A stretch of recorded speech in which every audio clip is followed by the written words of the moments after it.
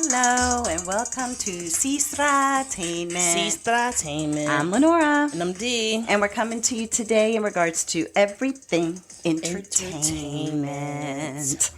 And so I'm going to go ahead and kick things off today. And what I wanted to talk about was American Horror Stories with the S on the end.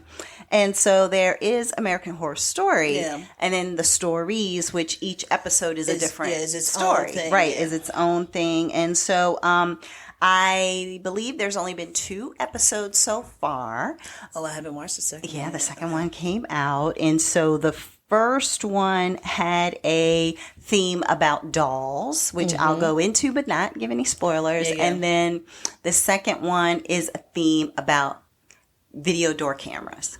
That's the theme for the second one. So some of the actors in this cast for season 2 of American Horror Stories are Dennis O'Hare. He's been in a whole lot of them. And it's really interesting to see the first episode and how it ties into some things from American Horror Story. I'll just put it like that.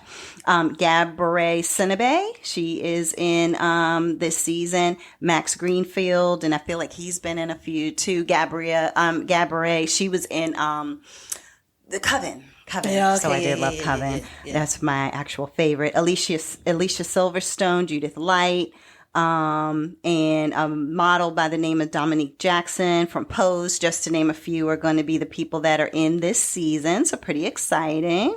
I wonder if Cindy Crawford's daughter's going to come back, because she was in one of the, or 2 maybe, of the episodes from last season, which is pretty cool. I think she was in, did she pop into a couple of them? Yeah, that's what I'm saying. I feel like it was 2 last season. So, so the 2 episodes so far, one again is in regards to dolls. So just very high level in regards to dolls. It's a man who is looking or pretending to be looking for a secretary. And in the process of doing that, and the reality of it all, he really wants real women to dress up and look like dolls. So he kind of takes them and puts them in this house that they can't escape from. And once they kind of are turned into quote unquote dolls, he's trying to put them through various tasks to make them potentially he has a son and kind of the mother of the son. So it's like, I want to put you through a task of, doing like how you fold laundry or whatever, like just different things. And in the process of doing all of that, it is to find a mother for his son. So, basically that one is really just about, can the women, trust him? Obviously, it sounds like you probably can't, because you thought you were going for a secretary job, and you kind of wake up and you're in a doll dress or something crazy, And then the other thing is can the women even trust each other, So then it becomes, no, I need to win the competition, or I need to win the competition, and what kind of dynamics that brings. And so I really like that they had this twist come into it that brought American Horror Story into American Horror Stories. So it was 2 different elements that had that happen that I was really excited about. So that's the first one. The second, I feel like it's always that same weird song on, like Ryan Murphy uses that same weird song to start the show. You mean? No, not to start the show. I mean, like, whenever certain people show up on it. Oh, yeah. It's always that weird song where it sounds like somebody's just singing really slow, or something like an echo. Yeah. That's so weird. Something like that going on. But it's so weird, and it's like creepy, but it's pretty. It's like, if it wasn't such a creepy song, it would probably be really pretty. Yeah. And that's the thing. Like I don't do horror, horror movies, but I do like American Horror Story. I do not know why. It's because I feel like it's not really horror. Exactly. I feel like it's just, I feel like it's, because... It's more It's not even thriller. Suspenseful. It's like a little bit of a thrill in a way. Well, it's mystery. You know what it is? It's mystery, maybe. It's very, what's his name? Alfred Hitchcock, which is not scary. Yeah, maybe. But it's like weird. Yeah, it's like this could really happen in real Yeah, life, yeah, and yeah. that's the creepy part of Yeah, it all. exactly. Yeah, yeah. Like you could literally, as a person, go thinking that you're doing an Yeah, interview for a job, yeah. for a job, looks like a legitimate office, Yeah. and the next thing you know, you wake up and somebody has you in a doll Yes. outfit, and you don't know what's going Yeah, on. yeah. So yeah, I guess you're right. All of the things are things that feel like they could potentially Yeah, yeah. happen. Some of them do have a supernatural, Yeah, a feel little to it, feel or to it, yeah. ghosts or whatever, Yeah. But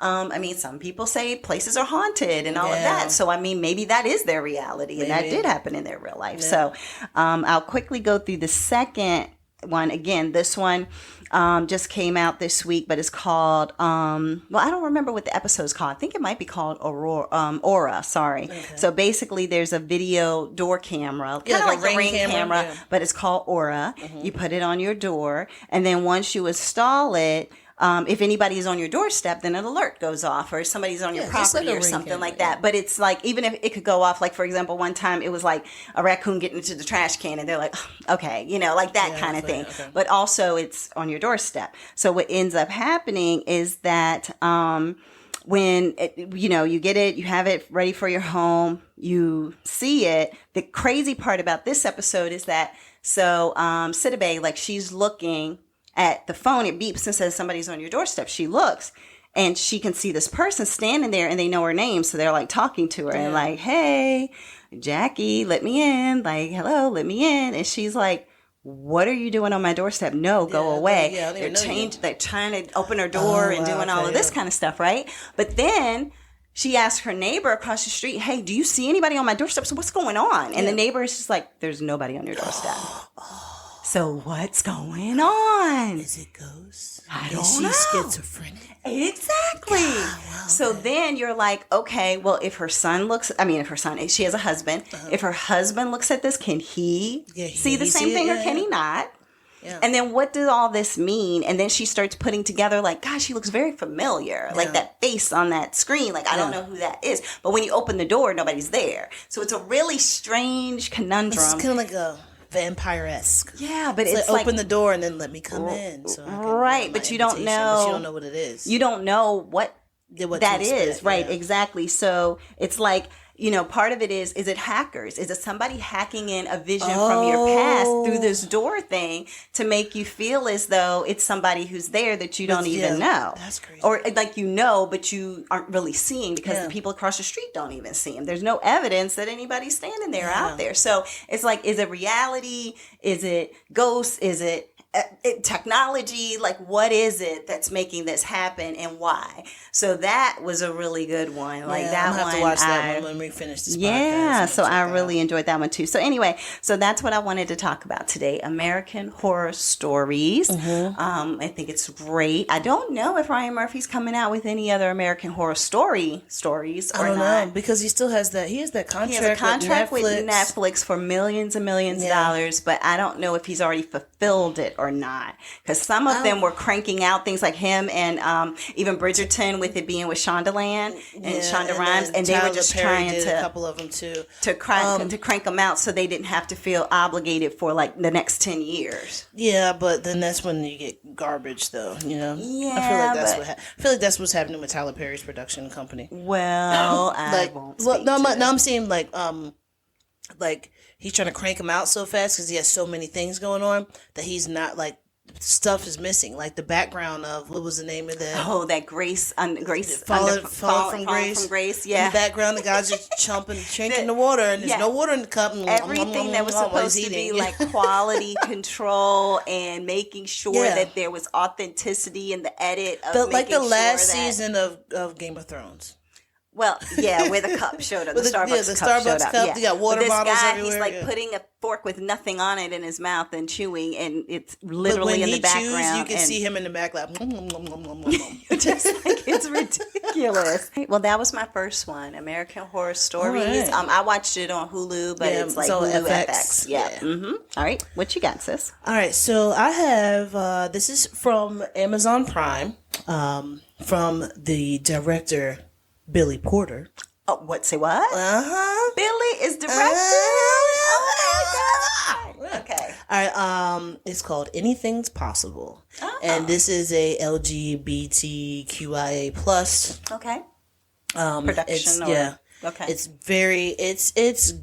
I love it. I like it. I like it a lot. All right. Is it a TV show or a movie? It's a movie. Movie. Okay. It's a movie. So this is called Anything's Possible. Okay. So this is a story of a young trans girl who is navigating her way through high school. You know what I'm saying? It's her senior year. She falls in love. She starts to lose friends. She argues with her mom over stuff. And it's mainly about her making sure that people know that it's not up to them to keep her safe or control or like put her business out there. Like it's nothing to do with you, with what my trans journey is about. Oh, okay. It's about me. Right. And then she mentioned something in it about fetishizing. I can't even say. Fetishizing. Fetishizing. Look, about them liking her because about them making her into a fetish. I can't say it. I don't know. It's so weird. I can't say it. I also can't say where they make beer at. Fetishizing? No, that doesn't even sound right. Yeah, I don't know, but I get it. Making her a fetish. A fetish, yes. So the young lady's name is Kelsa, and she is played by Ava Rain. I love that name. Love that name, Ava Rain. Ava Rain. And then her love interest. I'm just going to go over them too because those are the main two ones that you see on the screen the whole time. Is Kyle, and his name is Abukar Ali. Okay. So that's the little, couple that falls in love. And the love story is more adult than I would have thought it was going to be for a little high school movie. Oh, okay. A young man who falls in love with her. He's so sweet, but he goes through a lot of things with him dating a trans girl. And it's like he loses friends. People start to look at him weird, like, so are you gay now? He's just like, no, she's a girl. Right. So how am I gay? Right. Like, that makes no sense. Like, he loses friends. He has some stuff going on with his family, and his family is very, his family has his life in order. Yeah. They've already They planned tell out him, his they planned out his whole life because he is Muslim, and they planned out his whole life and stuff like that for him. But I do like how it all plays out. They got the little dates and everything, and then another thing is that Kelsa, with her going through her transition, she is doing a YouTube channel that is, well, I guess it's like a YouTube channel, but it's like a vlog about it, about her journey, and it's also just for the other, trans community, LGBTQIA community and everything. The alphabet mafia, as we like to call ourselves. Oh, I did not know that. Gang. But yeah, like I said, he's really sweet, and he just takes his time, really getting to know her. Like he's such a gentleman. Like, he doesn't even try to, give her a kiss on, their first date. She's just like, hey, you want to make out? Aww. He's just like, yes. So, that's kind of cool. But her mother does try to protect her. Mm-hmm. And, because, she doesn't want her to get bullied, doesn't want her to have problems going through transitioning and being in high school at the same time. But it causes problems with Kelsa and her mother because she's not able to live her life. She's not able to... her mom's just like, are you okay? You want to get out of the school? All right, we can do this. You can do that. Goodness, yeah. And then, she's about to go to college. And her mother's like, okay, well, you know that this is far away. And I'm right here. And I can always be here for you. I can always protect you. And blah, blah, blah. And she's just like, Mom, stop. Give me some breathing room, some space. Yeah. Right. But all in all, it is a great movie. I would tell anyone to watch it because you can get, a better understanding of, how someone can be going through transitioning while, also navigating through life. And it can be something that you can actually get a better understanding about if you don't know anything about it. So I do like how it's very well put together. And Billy Porter got his song at the end. Okay, with so some he's little not choreography in it at all. No, he's not in it. All right, singing. Yeah, but you can hear him singing. I'm like, okay, you better put your song in there, I know, Billy Porter. right? If you directing it and doing all these things. As long as you don't wear no more gray dresses with tennis balls on sticks on your shoulders, we good. I did not see that. I'll have to Google that one. You haven't seen that? That was his outfit for I think it was the Met Gala. It would have to be the Met, because I know he did that golden number where it was kind of like the statue but with wings for No, that was years ago though. I think it was think it was the Met Gala. It probably was, because that's usually where you do those outrageous outfits. But, it might have been an award show or something like that. I don't know, but it was gray, and it looked like it looked like he had. Hopefully. It looked like he had like a little thing on his shoulder that had a stick that had a tennis ball on it. So like his head and where the little tennis balls from on his shoulders, but it's like a gray gown over it, so you can't really see it. It just was weird. You have to Google it. I wonder if the tennis balls. Oh, well, I don't know. I don't know if it's tennis balls supposed to be. I mean, but those were supposed to be like shoulder pads to hold up whatever was going over it. Well, that shoulder pad was up to his like basically up to his like maybe like his eyeballs, yeah. Oh, wow. That's crazy. Yeah, it's awkward. But all right. So, yeah, that's what I have. Anything's Possible. It is on Amazon Prime. Check it out. Sounds good. What you got next? So, I have a quick one this time just because of the fact that we've talked about the show before, but now season 2 is out, so I want to talk about Only Murders in the Building.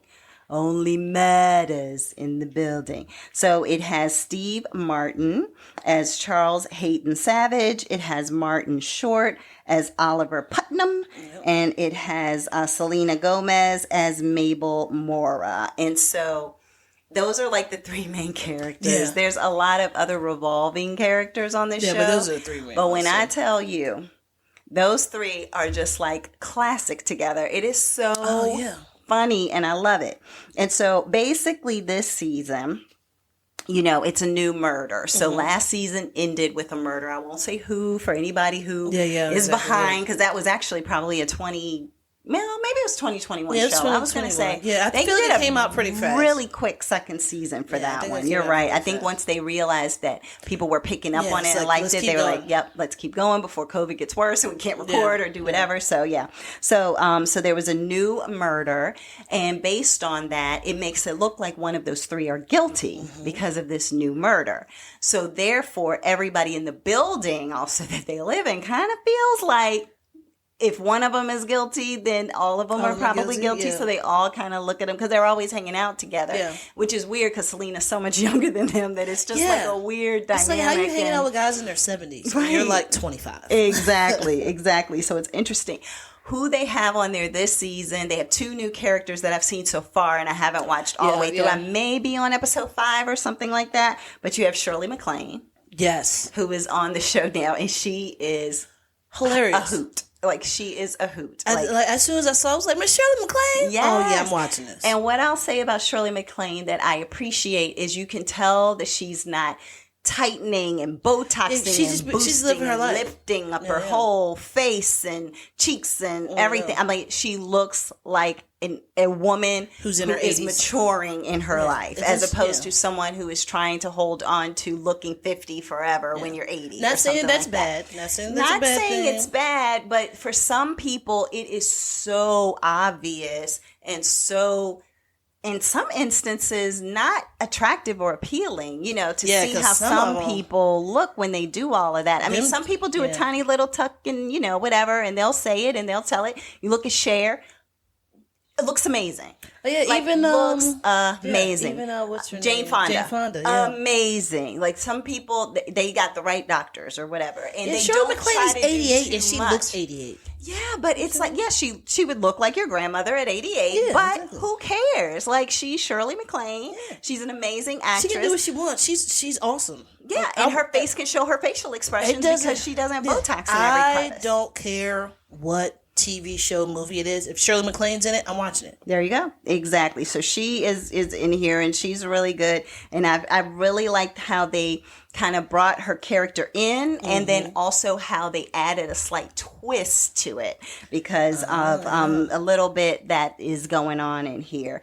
The other new character that they had, if you all remember, or if you've seen the first season, they had Sting as being the person who was in the penthouse. Yeah, that's right, yeah. And so now this season, Amy Schumer is on the show as the person who's taken over the penthouse, and how she plays into the 3, and what they do and all of their shenanigans and things of that nature. There's also an interesting podcast that got started at the end of last season because Tina Fey, who is somebody who is on this show, and I mean, I wonder if she a writer. she's a writer. She's probably something on this show. I don't know if she's a writer. I don't know if she's a producer. I don't know. But I know she is someone who is on the show as a little teeny tiny character. Like such a small character that, I mean. I think she's what, like 10, like maybe 5 minutes per episode she's in there? Not even that. No, I'm saying like total for the whole that's episode. what I was saying. Like, I mean, no, I'm not even saying she's in every episode, though. Oh, no, she's not in every Like, what episode. I'm saying is that she's probably on the show 5 minutes for these 2 seasons so far that have been shown. Like, that's 5 minutes of Tina Fey right there is 2 full seasons. So she's just had a little bit, or you might hear her voice in the background. But you're she's not, like it's more of that. She's a narrator. Yeah, because they've only shown her on the show a few times, but her voice is on the show more. But anyway, so she has her own podcast. So while they started the first season, Only Murders in the Building, as their podcast that they were trying to track Only the first Murders. Yeah, Only Murders in the Building for their first podcast that they were trying to track.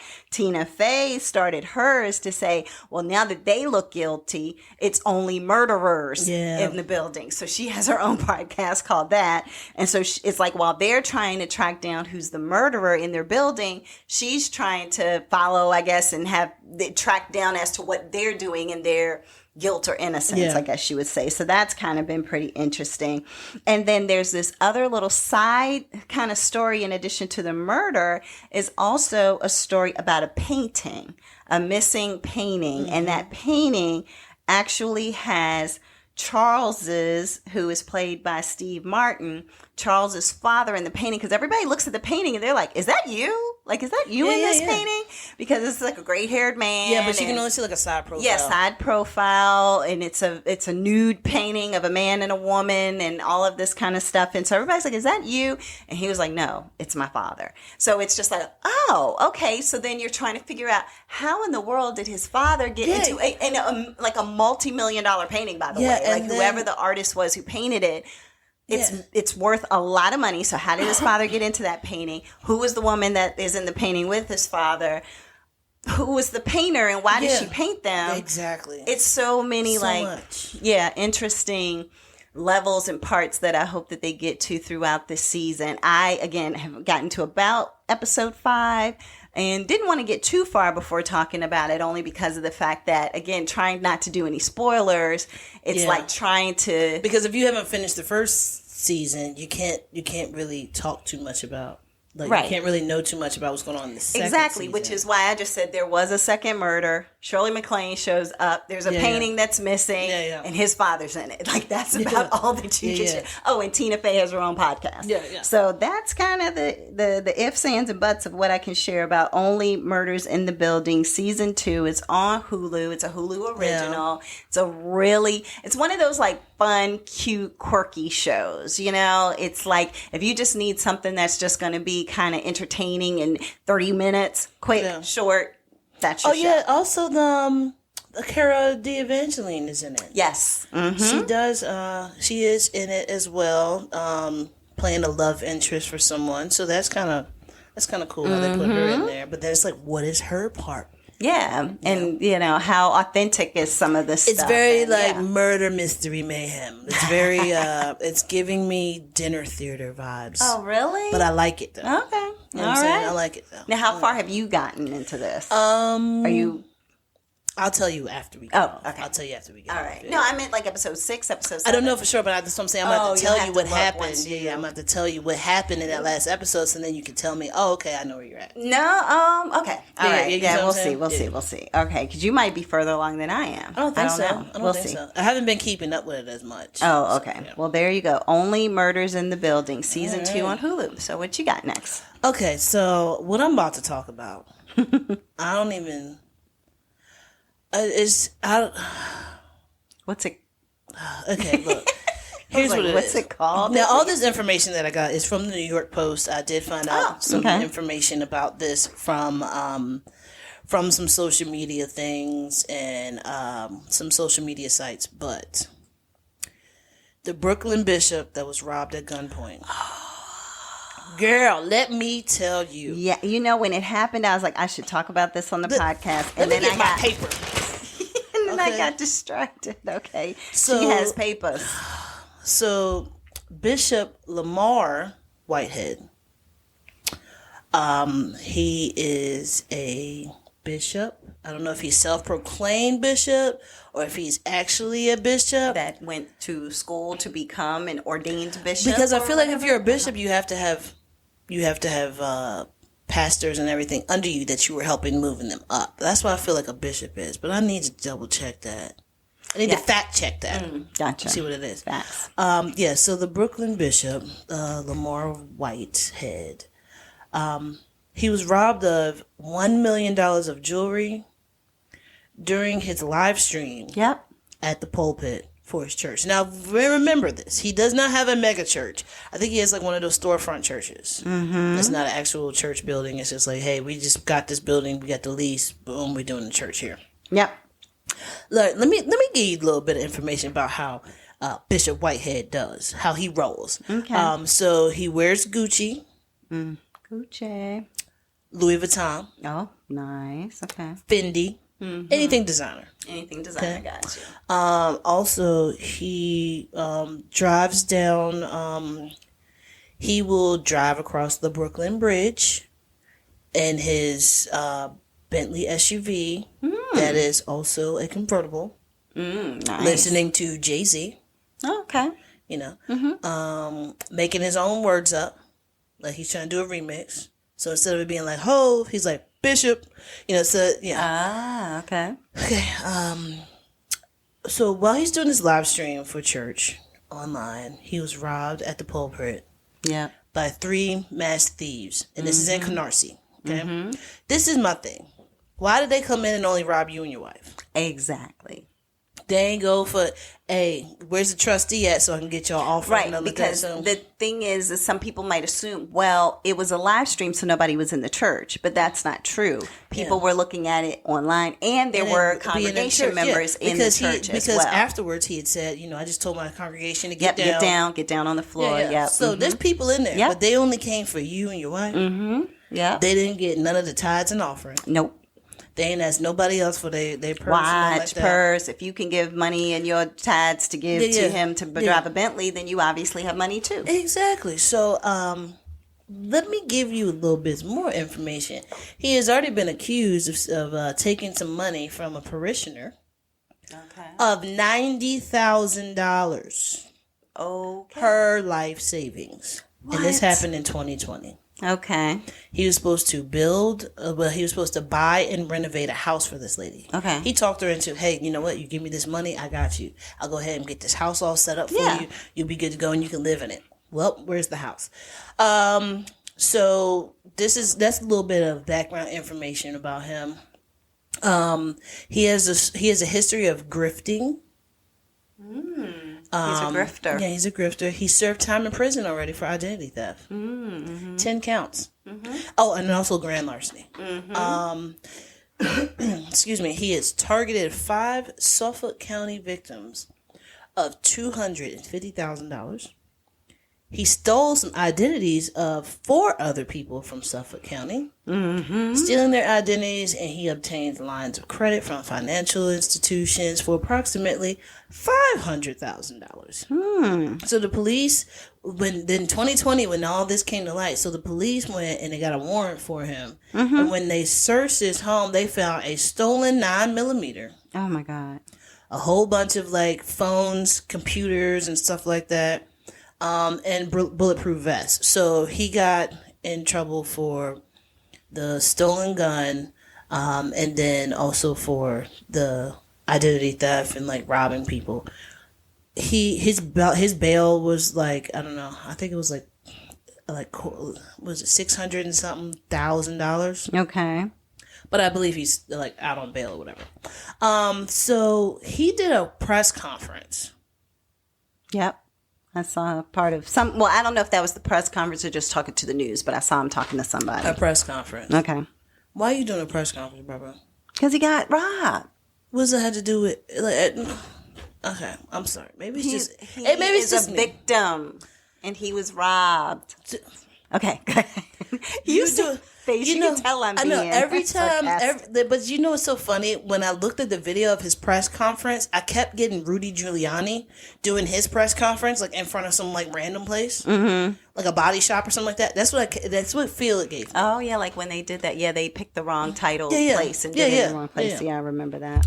But that's the feeling it gave me when I watched it. But some people had asked him at his press conference. It was like, "Hey, was the robbery staged for the insurance payout?" Mm-hmm. And he starts crying and all this other stuff, and was like, "No, it's not. No, if people came in and robbed me and my wife." It's like, yeah, but why was it only you and your wife? Right. I don't understand that. I don't either. And to know that they both would have $1 million of jewelry on them in church. But see, isn't that a sin?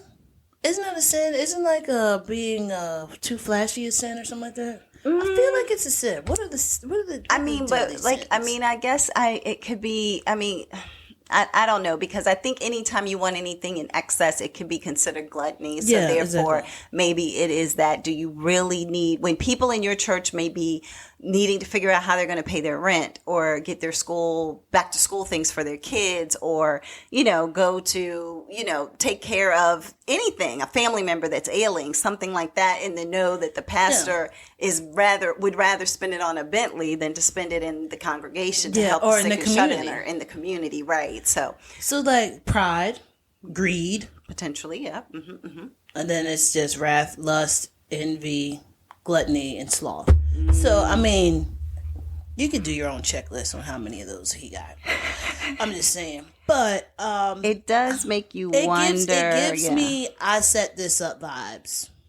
It gives you pause as to if it was a real robbery or if it was he just got some goons that he knows because of also he's supposed to be in the music industry, and that's why he had to have that 9mm. I guess it wasn't his or something. I don't know. Yeah, but he's in the music industry. They said that's a front and a cover up. Well, like buying houses. Like I think he bought a house recently that was like $500,000 or something like that. And it's just so much that he's just he had a $75,000 Rolex. Yeah, he had a $75,000 Cavalier watch and $25,000 ruby diamond ring. Oh yeah, he said they took my bishop's ring. I didn't know bishops get a ring. I thought it. And a $25,000 Episcopal diamond ring. So you had to have both diamond rings on this day. Yeah. Okay. Just checking. And how many chains did he have on him? Like a few chains on Yeah, because he said they took the first chain and then they searched because they knew that I must have had different chains. And what I saw him speaking to was that he said that the news media is the reason why he got robbed, because he testified against some kind of drug dealer or something and got the guy sent away. And because of that, he's saying that they kept calling him the millionaire preacher, the millionaire preacher, the millionaire preacher, as they talked about him on the news. So he was saying that made him a target. So it wasn't him. But is he not a millionaire and a preacher? Well, I think he was trying to say, instead of just saying the bishop, they had to put money into it. So therefore he was saying that it's like, okay, so if it was Joel Osteen, would you say, oh, it's the millionaire Joel Osteen? They would say, the mega church preacher. But they don't talk about the money. They talk about the size of the church. Yeah, but I mean. So therefore he was trying to, I'm not saying I agree. Yeah, I'm just saying. Every time I hear mega church, I hear, that preacher got all the money. all the monies. Yeah, I don't know. I mean, I feel like, yes, anybody can change their lives. By all means, you could go to prison, you could come out, you could be born again, or, any other faith in what happens when you just feel like you have been restored and renewed, okay? But at the same time, if you are someone who has had identity theft, fraud, all of those things, and then want to become a bishop or a pastor or a reverend or whatever, it almost seems like the people of that congregation should be made aware. Almost like when you go to buy a house, right? Uh-huh. If there was a murder in that house, you have to be made aware of the fact that there was a murder in that house, right? So therefore, if you are a pastor, preacher, trying to gain a congregation, and you just got out of prison because of theft, identity theft, fraud, stealing, extortion, I don't know, espionage, I don't know, whatever it is, whatever it is, you know, whatever those things are, then I think that the congregation should be made aware, like, hey, look, here's the situation. I have become reformed. I've changed my life around, and I'm trying to build a church of other people who too might be reformed, might be trying to do things and on the right path. Of course, I don't think a lot of people will do that. They'll probably be like, well, everybody has access to the internet and they can Google it. And, you know, a lot of those records are public, but at the same time, people trust people in authority. And it just seems, even if it's not a fix up and a setup, it still doesn't feel like it is, that there's something shady going on. Yeah, exactly. No matter what it is in one way, shape, or form, it just does not feel true and authentic. And it didn't from the jump.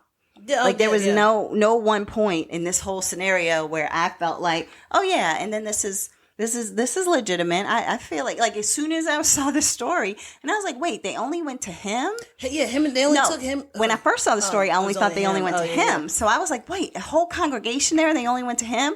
And then when they said they only went to him and his wife, I was like, like come on, like this is like Law and Order. 101. Yeah, thank you. You know what I mean? Like, had you been watching since the 90s, like, you should have known that this is not how you do a setup if you are trying to set something up. So, anyway. I mean, but if you're at the pulpit, like, this is another thing. Like, I just got on his Instagram page, and I just look, you got Louis Vuitton suits, and it says LVs all over it.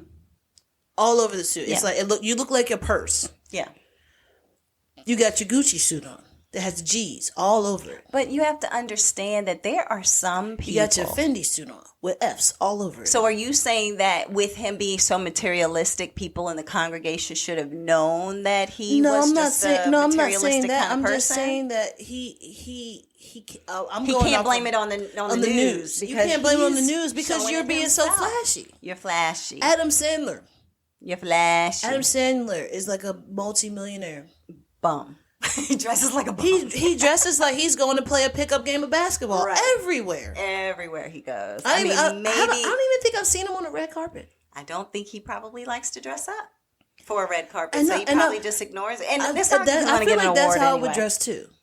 Maybe, yeah. Just be Give me some basketball shorts and a t-shirt. Yeah. I'm good. Well, that's not appropriate for every situation. But then I just won't go to those situations. Right, and I guess that's what Adam Sandler's doing. Yeah. But no, that's what I'm just saying. I'm just like, if you're extremely flashy about what you have, was what people have always said.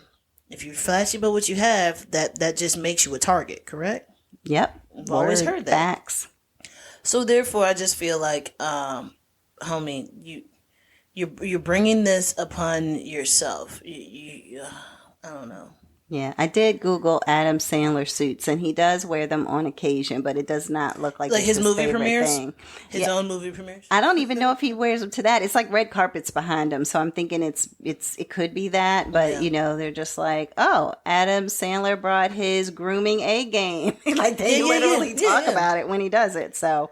Yeah, go figure. Yeah, but all right, cool. So that was just about the Brooklyn Bishop. Y'all do your own research about him. I feel like I need to find out how he became a bishop. Was this online? Was this somebody bestowed this upon him? I would like to know how he became a bishop and I was trying to about these court cases and everything. Where's all this money gone or going to? Because I don't know. I just feel like 10% of tithes and offering from your congregation should pay for the church and everything and your salary. But I feel like how much is your salary for you to be having Louis Vuitton, Fendi, Gucci suits, and he had like a $500,000 ring on and necklace and so with that. I'm like, where's all this money coming from? Right. So that's the only thing I'm just. Yeah. And if you're only a bishop, you don't do nothing else. Mm-hmm. How much is your salary? Right. Because I feel like because if it's like $75,000, are you a trust fund baby? Yeah. Are you a trust fund baby? Mm-hmm. Well, obviously not. He had to steal from people before this, so maybe he went through his trust fund and then he had to replenish it. I don't know. I doubt it. But do your own research about Bishop Lamar Whitehead. I am over it. Okay. That's all. Enough said.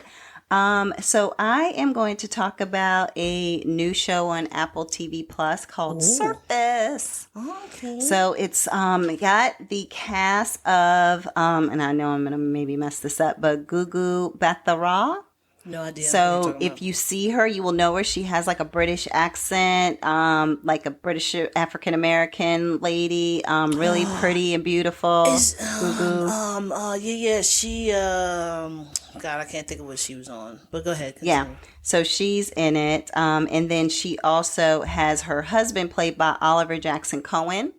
On this particular show. And right now I'm only on episode 2, so it is, I think, only, a lot of British or shows like that. And I don't even know if it's a British show. I can't tell where it is based, actually, but I know it's filmed in Canada. So maybe it's it could be Canadian, right? But they have a lot of people with British accents and some people that sound like they have American accents on the show. Okay. And so basically, it is the story about a woman who is on a ferry, and the very beginning, first scene, is her falling into the water from the ferry, right?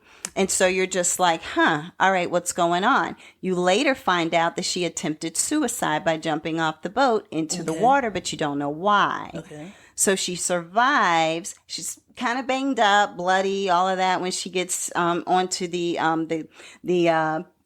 like a Coast Guard kind of group comes and gets her out of the water and everything like that, and kind of helps to take care of her and keep her alive and neck stable and all that kind of stuff. And at one point you even see her while she's in the water looking like she's going towards the blades of the boat. Like that's kind of creepy and scary. So anyway, so she ends up getting to the hospital. She survives, but she has amnesia. Okay. So it is a lot of amnesia shows out here nowadays. But anyway, so she has amnesia. Her husband is really sweet, taking care of her, making sure that she's, taken care of as much as he can. And her friends, although she doesn't even recognize them or relate to them, it's like one she'll talk to, but the other one she's like, these are my friends. Like, are you sure? Like, I don't feel like I even relate, we'll relate to these people. So how are these my friends? So they're just trying to help her to feel normal again. And the whole time she's just like, oh yeah, whatever. So in one scene, even the husband is bringing her to his office dinner party, right? And she's like, oh my gosh, this is such a beautiful spot. I would have never thought of holding a party here, kind of thing. And it's like not a Christmas party, but a party like that where everybody's standing around and hors d'oeuvres and champagne, walking around with the waiters and everything like that. And then she walks away like, y'all talk business, I'll be back. And she had just said, I would never think to throw a party here. And then his boss looks and she's like, didn't y'all get married here? Oh, wow. And he's like, yes, we did. But she doesn't remember anything. Yes, so she didn't even remember that she threw a party there. She just said she would have never thought about it. So she's going through therapy. She's going through neurotherapy. So not just talking to a therapist, but also like electrodes on your brain and on your head. Trying to jumpstart your brain to figure out brain waves and where you're pulling the information from as they're asking you questions and things like that. And so she starts to see little glimpses of her life from before the accident, and things start like blipping and coming into place. So she comes across a few videos that she sees, but nothing reminds her of anything, but she's like seeing the videos like, okay, interesting. Didn't know that happened, that kind of thing. And it's just items that make her question herself and what's real and what's not. So it's like, is her husband really sweet as she thinks, or is he not? Why is there a police officer investigating her accident? So somebody just like, he's like, you don't remember me? And it's like, I was investigating what was going on with your accident. So then it's like, why did the person who rescued her with the Coast Guard say that she was claiming to have been pushed off the boat? Like, he pushed me off of the boat was what she was saying when she came into the water. And she kept saying her name was not the name on the ID. They were like, you're such and such. And she's like, no, that's not my name. That's not my name. Okay. So then it's like, is she who she thinks she is? And the Coast Guard lady was like, you were saying some crazy things. Like, you're all discombobulated. Yeah, you're discombobulated. You've been hurt. You have a concussion, of course, because of the fact that she ended up in a coma and has amnesia. So it's like, we don't know what you're saying and if any of it really makes any sense. And then also, why is she locked out of all of her accounts? Can't get into any of her accounts. She's trying different things that she thinks would be her passwords, and she's locked out. And why was she having an affair before the accident. So she's got a lot, and that's just episode 1. See, so you got some shows that you watch that got a lot going on, and I love it. I am here for it. It's a lot, but it's so awesome. Yeah. So I looked at the trailer for this. That's kind of how I stumbled upon it, because the trailer was like, hey, her friends, are they really her friends? Oh, her husband, is he nice or not? Oh, who is this cop guy and why was he investigating something? And then she even looked at one thing in a report, and it was saying something about she had an arm situation happen, and it was like, was it domestic violence? Was it that she hurt herself? But they just said that she didn't answer. Like when they asked her what happened, she didn't answer yes or no to domestic violence. It was like no response. Okay. So she doesn't know, why didn't I respond? Like, what is going on? Like, what is happening in my life? And so it's starting to make her question a little bit of everything. And she even has this one line that I thought was really cool, where she was like, it's crazy when you don't remember your own secrets. Yeah, I like that. Yeah, I was like, wow, that's powerful, because when she was talking to the girl who's like the girlfriend that she can relate to, that girlfriend was like, I was there when you broke your arm. Here's the scenario. This is what happened. You know what I mean? But then she's like, well, if that's what happened, why wouldn't I have said that at the hospital? Yeah, at the hospital. So then it becomes like, this is just crazy. Like, what all is going on in my life? And so, and she was like, because her friend, the way she described what happened with her arm, she said, you swore me to secrecy, never to tell anybody, because it was just an embarrassing situation in regards to how you broke your arm, kind of thing. So that's kind of what she was saying, is that like, this is why, you might not have told anything to somebody at the hospital. But her friend tells her exactly what happened? Mm-hmm. Okay. Yeah, so her friend tells her exactly what happened. Her friend was like, I'm not telling you because you swore me to secrecy. I'd be like, but it's me. Yeah, exactly. No, her friend said, oh, I was with you. This is what happened. You were so embarrassed. You swore me to secrecy not to tell anybody the real story behind how you broke your, arm. I can understand and so that. and that's when she said that sentence, like, I don't even know my own secrets. Like, you know my secrets better than I know my secrets, because I shared it with you, and I don't even remember it now. Yeah. So anyway, but it has so far been pretty intriguing, and you're just trying to figure out who's who and who's truthful and who's helping her. You end up like being in her shoes, because like you're watching all this happening. You don't know and she doesn't know. Mm-hmm. You're watching things unfold. Yeah. And then like I've already found out who she's having the affair with before whatever, and then you're watching her finding out. So her reaction to finding out was my reaction to finding out. Wow, so I was like, wait, what? I was like, who?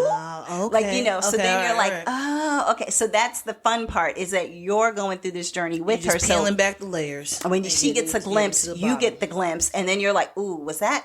Well, gosh, I don't know. I'm gonna have to watch this too. Oh my god! So anyway, I've been really enjoying it. Again, it's Surface on Apple Plus, and I think it's, like I said, about 5 or 6 episodes. Okay. I have a question. If something like that was happening to you, what would you do?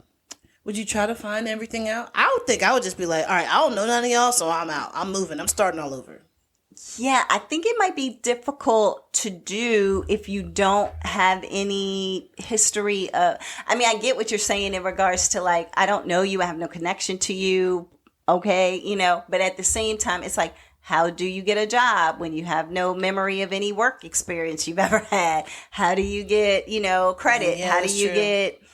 whatever, you know what I mean? So it's like you kind of almost have to be around the people that you know a little bit to help you through it. I already have trust issues. So then that way I would have to trust some people, random strangers telling me about myself. Is that the truth or not? See, and I would probably be the investigator who would just be like, I need to know everything. Because in one episode, she does end up doing that. She was like, where were you when the accident happened? What were you doing there? Why were you there? This, that, like all these little like microscopic questions. But it's just like, the more I hear about what all was going on around that time, the more it might help me to piece things together, that you might say something and bing, or she was putting in records, because he had even put post-it notes on records to say, this was what we heard in this situation, or this is what we did in this situation. Because again, he's looking like a nice guy. So it's like, hey, play this and maybe you'll remember some things. And you're like watching her like play it, and you can see that she's feeling things, but you're not really sure what she's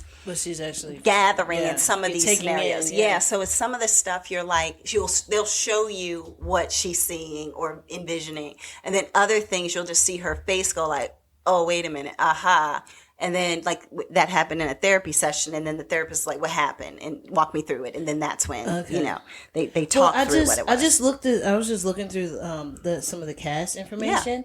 Reese Witherspoon is the executive producer. Oh yeah, and it's the person from Big Little Lies and the other one that is with Kerry Washington. I forgot. Little Fires Everywhere. Yep, Little Fires Everywhere, Big Little Lies. So I wonder if is it just Reese Witherspoon stuff, because she's in both of those, right? She's not in this one.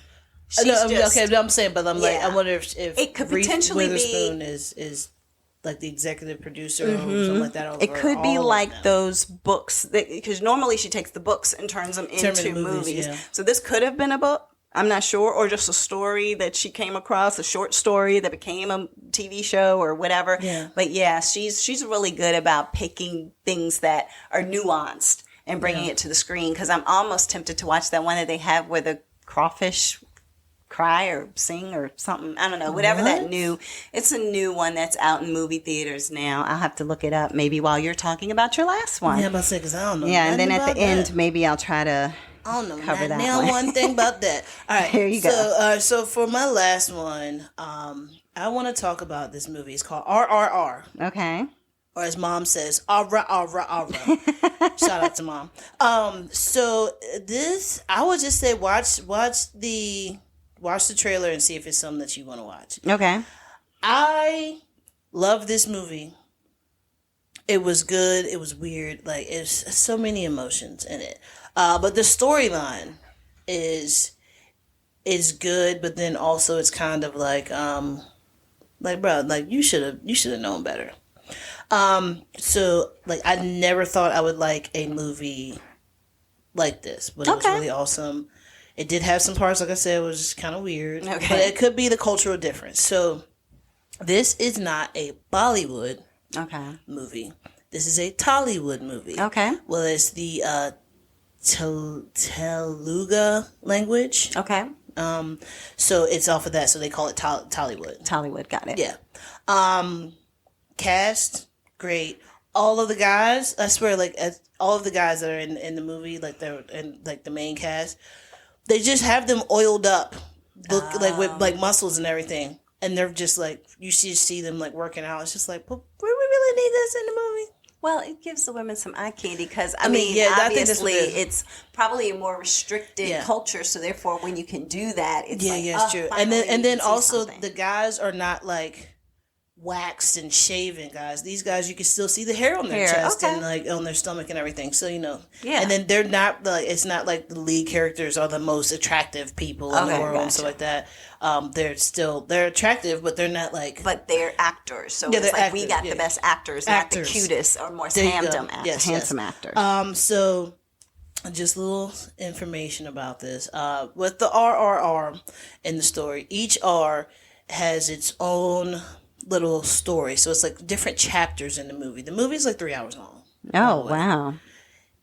I watched it all 3 hours. It took me 2 days to watch it because I had to like watch it I was watching it late, so then like I fell asleep and then like picked it up the next day. But so it's a fictional story about two men that go through turmoil during the 1920s. Okay. And then so like when the movie first comes on, it literally says on there, "This is fiction." Oh, okay. Like, because I don't know if like maybe somebody might have been like, "Hey, people are going to think this is like real life," and it's like, but no, it's fiction. But I mean, it's like it's stuff that's written up there that you have to read like in the first couple of seconds of the show. But it does have it make sure that this is fiction. Okay. And I've never seen any American movie do that. Just be like, "Yo, bro, this is fiction. This ain't real." It's like Law and Order. I repeat, this is fiction. Yeah. And then they tell you this is fictional and based on something like that. But it's these guys in the 1920s, and they're just fighting for their country, and it's in the British era. So it's supposed to be when Britain was coming over there and like basically enslaving these people and like taking over and stuff. The first few minutes of the movie, super sad.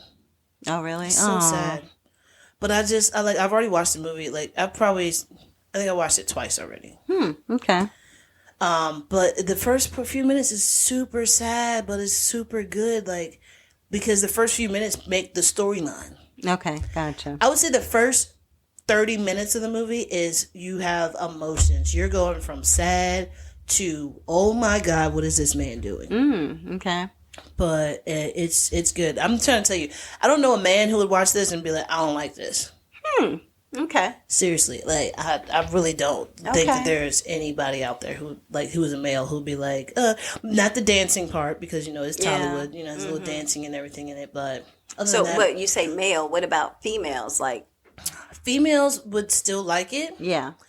Because it speaks to the it gives male you, side. yeah, it gives you a little Bridgerton type stuff in there. Oh, okay. But yeah, I think that I think it would be a movie for couples to watch. Okay. Yeah. But so how it ends up working out is these two guys, right? They have two separate lives. One is working for the British military, and he's undercover. Okay. And then the other guy is from a tribe. God, I can't think of the name of a tribe, but he's from a tribe and in the country. So they end up becoming best friends and enemies at the same time. And it's powerful. Yeah, it's powerful how it all comes to a head.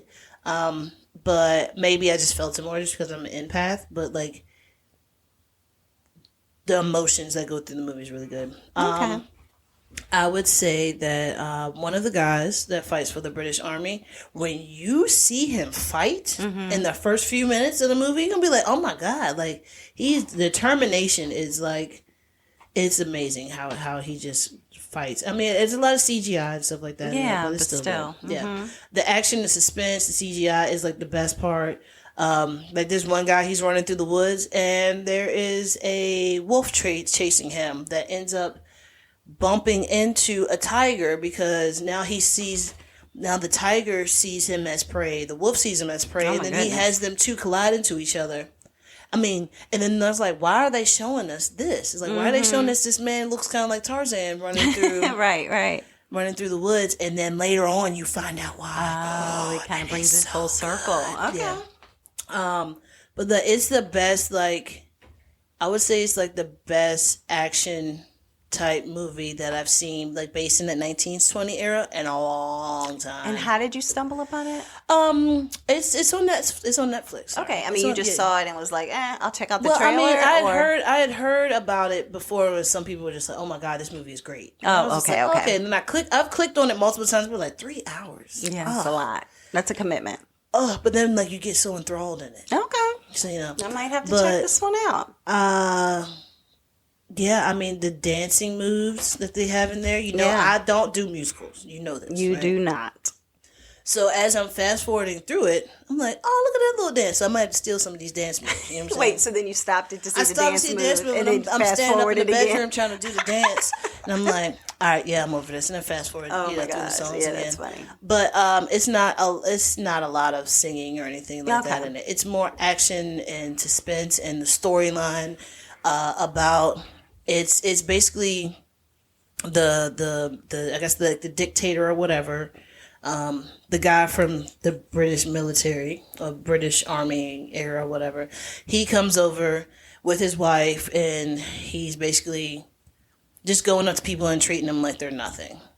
Just oh, these people are not civilized; they're just species, and blah blah blah blah blah. So, what happens is the wife ends up saying, "I want this little girl." Okay. Little girl's an artist, so she's doing henna drawings on the lady's hands. Yeah. She's like, "Oh, I want her." So then the guy's just the captain. He just hey, he tells his boy, "Hey, go ahead and take care of that." The guy tosses money to this lady, and because of the language barrier, one of the guys who's older is just "Oh, he must be paying you for your daughter doing all this stuff." henna. And then next thing you know, they walk the little girl right past her mother, right into the car. Oh my God, They're they like, took her. "No, wait, they just bought your daughter." Yeah. And it was 2 coins. Oh my gosh. So, and then that's when it gets sad. That's the sad part. But then Yeah. it's they took this girl this little girl, and that's what starts the whole thing with the movie. So it had to happen for the whole pieces to come together. Okay. Yes. Well, So- yeah, and I was going to ask, but I'll ask offline. I was like, so then does it all, like, I don't want to spoil anything. Yeah, so yeah. I'll ask spoilers, later. no I'll spoilers. ask later. So. But the way that it all, like, comes, like, full circle. Oh, good. It is. It's good. This CGI, I don't know what they doing over there, but their CGI is better than It's ours. better? Okay. Because I couldn't. It was to the point where it's like, are the guys really dancing, Oh. or is it just CGI their face on it? And then as I'm watching, I was like, I think they're really dancing. Oh, okay. And then it's like, wait, like, is this like, why does this lion look so real? I mean, this tiger looks so real. Did they make a tiger just do some moves and then they put it on there?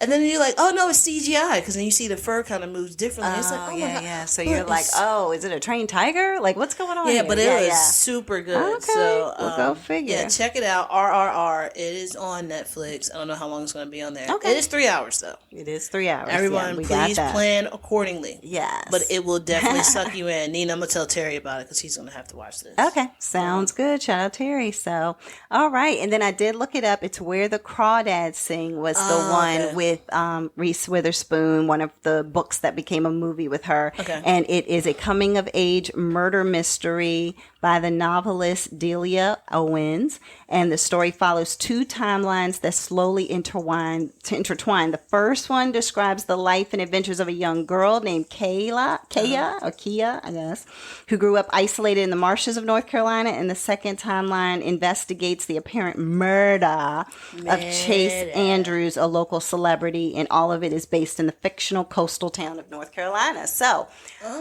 yeah, so it's two different things, and it's out, and I hear it's great. So at some point, I'll end up watching that and probably talking about it. But yeah, exciting stuff. So thanks for listening again this week to Sestra-Tainment. Everybody have a wonderful week, and we'll be back next week. Same time, Same place. Bye.